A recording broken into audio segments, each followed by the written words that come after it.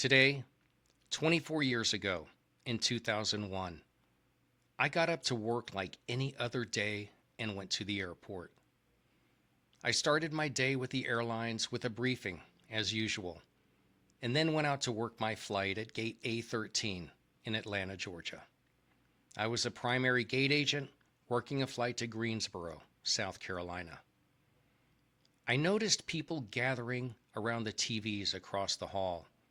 They were watching the news, so I knew something had happened, but didn't know what. This was when we had first gotten internet at the gates, but nothing would load. Then, thankfully, a passenger came over and told me the news was reporting that a small Cessna had crashed into the World Trade Center. I thought, oh, okay, but this isn't going to affect my flight. But then, people kept gathering. The crowd was getting bigger. And then I got word that it wasn't a Cessna. It was American Airlines. And when I went down to talk to the crew, the captain confirmed that it was American. They were getting information directly from the tower. So I went back out to the gate and started boarding as normal, because at that point, only the first plane had hit.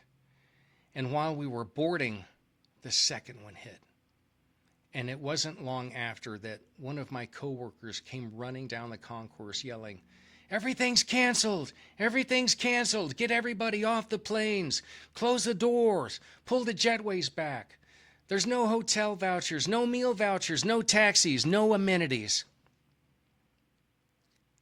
And then at that point, I made an announcement to the folks that were in the gatehouse that we were suspending boarding.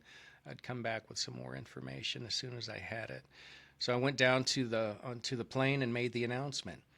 "Ladies and gentlemen, this flight has been canceled.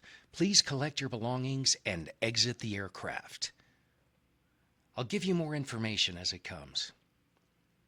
So I had to stay until everyone got off, including the crew.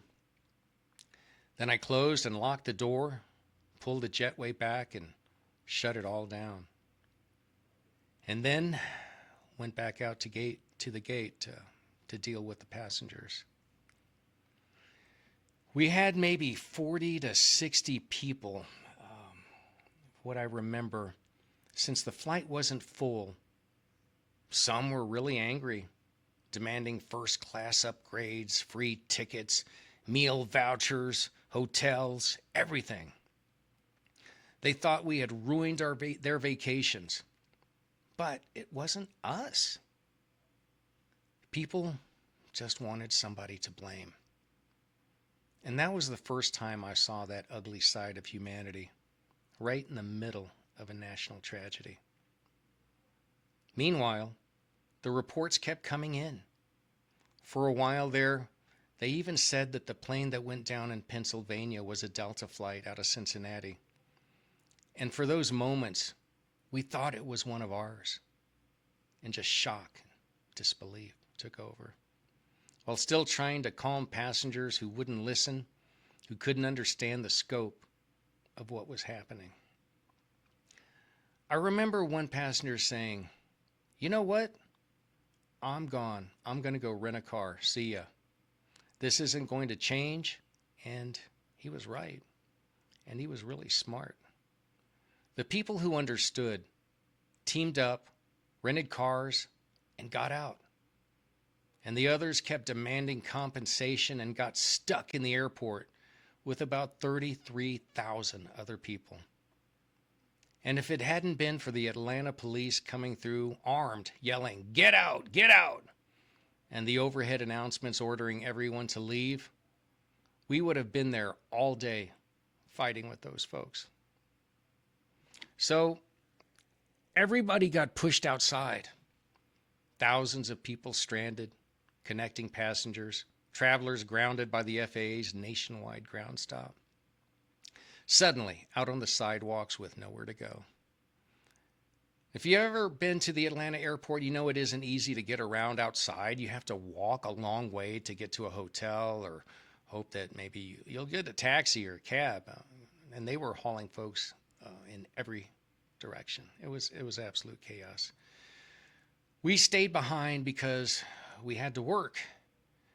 And when we started hearing personal stories from coworkers, one who couldn't reach her sister who was working in the South Tower, and another who was trying to fly out to be with her daughter who was about to have a baby, humanity itself just seemed to freeze that day. Lives stopped. And by the time the afternoon crew came in, we were finally able to leave. And I remember riding the bus to the parking lot alongside a couple of American Airlines employees. That was tough. And driving home, I was in a daze, just thinking, what the hell just happened? And when I picked up my daughter from kindergarten, I asked her if her teachers had said anything about what happened that day, and she said no. So I knew it was going to be up to me, because I knew she'd be seeing it on every channel over and over, and I had to explain the best that I could to a kindergartner that some very bad people had done some very bad things. And for the next 3 days, the airport was silent, empty terminals, no flights. We just sat there at work, watching the towers burn on TV because they burned for days. And 3 days later, flights resumed, somewhat. But from that day on, travel was never the same. For me, everything had changed. But one thing I do remember, when I finally got home and for several weeks afterwards, were the flags. American flags were flying on what felt like every house in every neighborhood. Everywhere you looked, there was national unity. People were kind, letting each other go ahead in traffic, being patient and looking out for one another. For a while, there was this sense of solidarity I had never experienced before in my life. And I really missed that feeling.